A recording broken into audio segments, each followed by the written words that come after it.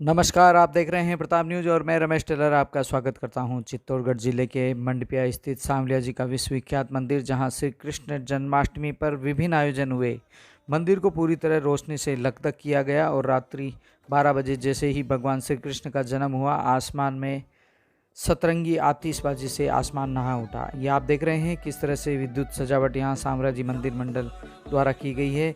उससे पूर्व एक ड्रोन शो भी यहाँ आयोजित किया गया। करीब 1000 ड्रोन से एक साथ सिस्टम से वे ड्रोन ऑपरेट हुए और आसमान में श्री कृष्ण के विभिन्न रूपों को रंग बिरंगी रोशनी के माध्यम से दिखाया गया।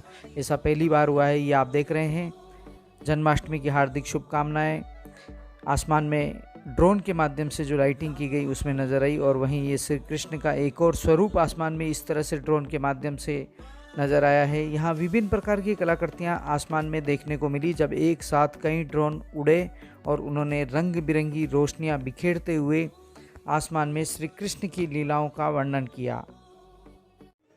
श्री कृष्ण जन्माष्टमी पर शहर में भी कई जगह झांकियां सजाई गई। मुंदड़ा जी की बगीची में जन्माष्टमी पर कृष्ण लीलाओं से संबंधित विशेष झांकियां यहां देखने को मिली। बड़ी संख्या में श्रद्धालु देर शाम यहां पहुंचे और कतारों में भगवान के विभिन्न रूपों की सजी झांकियों के दर्शन किए। भगवान श्री कृष्ण का कारागृह, जन्म, पूतना का सिंहासन, यमुना विहार स्वरूप सहित गिरिराज धरण की झांकी, कंसवध, भगवान के बाल स्वरूप को झूले में रहते हुए श्रवण कुमार का दृश्य सहित कई अन्य दृश्य यहाँ देखने को मिले। हर वर्ष की भांति इस वर्ष भी शहर के बूंदी मार्ग के निकट मुंदड़ा जी की बगीची में इस तरह से कृष्ण जन्माष्टमी के अवसर पर झांकियाँ सजाई गई। हालांकि शहर में इस बार झांकियाँ बहुत कम जगह ही देखने को मिली है। कुछ जगह बच्चों द्वारा घरों के बाहर झांकियाँ बनाई गई, वहीं कई स्कूलों के द्वारा भी झांकियाँ बनाई गई। लेकिन जिस तरह से एक बड़ा आयोजन पहले सब्जी मंडी में हुआ करता था, वह अब नहीं हुआ और उसके साथ ही अशोकनगर आदि क्षेत्रों में भी कुछ वर्षों तक झांकियाँ बनाई गई। उसके बाद ये लगातार यहाँ मुंदड़ा जी की बगीची में झांकियाँ सजाई जाती है। प्रेम प्रकाश मुंदड़ा और उनके परिवार द्वारा ये झांकियाँ यहाँ सजाई जाती है। इसमें भगवान श्री कृष्ण के विभिन्न रूपों को यहाँ झांकियों के माध्यम से दिखाया जाता है। बड़ी संख्या में देर रात्रि तक यहाँ भक्त श्रद्धालु झांकियाँ देखने पहुँचते रहे, जिसमें आप देख सकते हैं गिरिराज धरण की झांकी, कंसवध सहित सभी विशेष झांकियाँ सजाई गई। आयोजन से जुड़े धर्मेंद्र मुंदड़ा ने बताया है कि इसको लेकर कई तैयारियाँ की गई।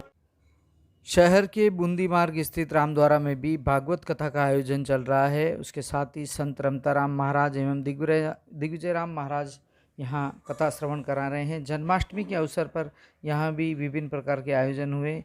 भगवान का जन्म दिवस मनाया गया। कथा के दौरान ही टॉफियाँ वितरित की गई, बच्चों को खिलौने वितरित किए गए। उसके साथ ही यहाँ भगत राम जी महाराज की समाधि स्थल की भी पूजा अर्चना की गई। जन्माष्टमी के दिन ही वह प्रभु में लीन हो गए थे। उसके बाद से ही यहाँ पूजा का कार्यक्रम होता है। संत राम महाराज, संत दिग्विजय राम महाराज जो सनातन द्वारा धर्म पूजा का पावन स्थान है, शाहपुरा पीठ से अंतर्गत ये रामद्वारा।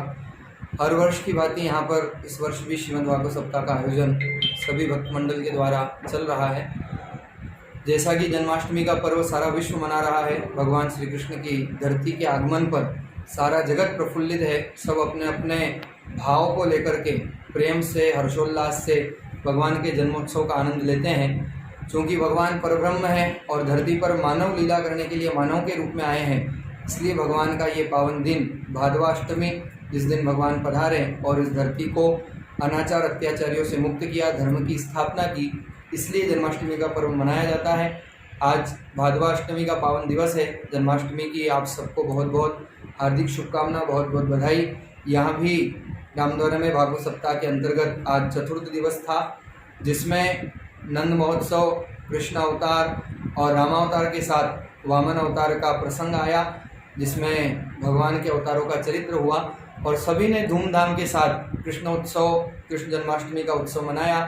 खूब टॉफियाँ बटी, खूब बधाइयाँ बटी, बच्चों के खिलौने बटे, सब ने हर्षोल्लास के साथ, आनंद के साथ जन्माष्टमी मनाई। जैसा कि हर्षोल्लास का विषय तो आज संपूर्ण संसार के लिए है, क्योंकि भगवान आए हैं, लेकिन चित्तौड़ रामद्वारा के लिए ये दिन थोड़ा गमगीन भी होता है, क्योंकि आज हमारे सद्गुरुदेव जिन्होंने इस रामद्वारे की भूमि पर तपस्या की, अनेक भक्तों का उद्धार किया, ऐसी भक्ति की गंगा बहाई, ऐसे संस्कार दिए जो आज तक वो लोग रामद्वारे से जुड़े हैं और सत्संग से, धर्म के माध्यम से आज कई परिवारों में भगत राम जी महाराज के संस्कार आज भी जागृत हैं, नाम स्मरण करते हैं, भजन करते हैं। आज के ही दिन ऐसा लगता है कि भगवान को यहाँ आना था, इसलिए उन्होंने सद्गुरुदेव को अपने यहाँ बुला लिया। तो आज के दिन हमारे ब्रह्मनिष्ठ तपोनिष्ठ सद्गुरुदेव स्वामी जी श्री भगत राम जी महाराज का पंच भौतिक शरीर पंच तत्व में विलीन हुआ। वैसे तो संत महापुरुष कभी मरते नहीं हैं, क्योंकि उनकी वाणी, उनके वचन और उनके संस्कार हमेशा भक्तों के हृदय में जागृत रहते हैं। तो वो शरीर से तो हमारे मध्य नहीं है, लेकिन प्रत्यक्ष अप्रत्यक्ष रूप से विद्यमान है, जो हमें प्रेरणा देते रहते हैं। तो हर वर्ष की बात ही आज जन्माष्टमी पर सद्गुरुदेव की समाधि का पूजन भी किया गया, और आज पूजन के साथ ही सद्गुरुदेव जी की समाधि का पूजन करके उनका पुण्य दिवस मनाया गया।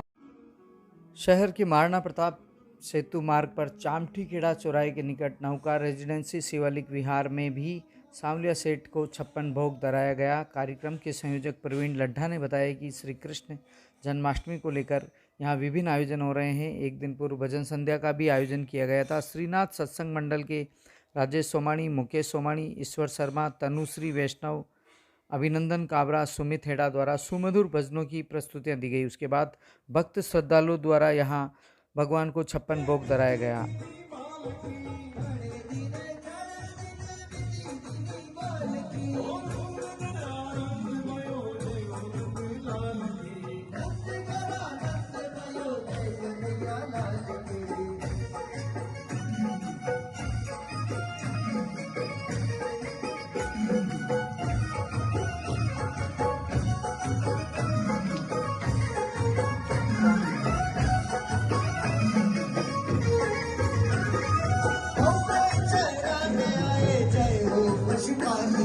Go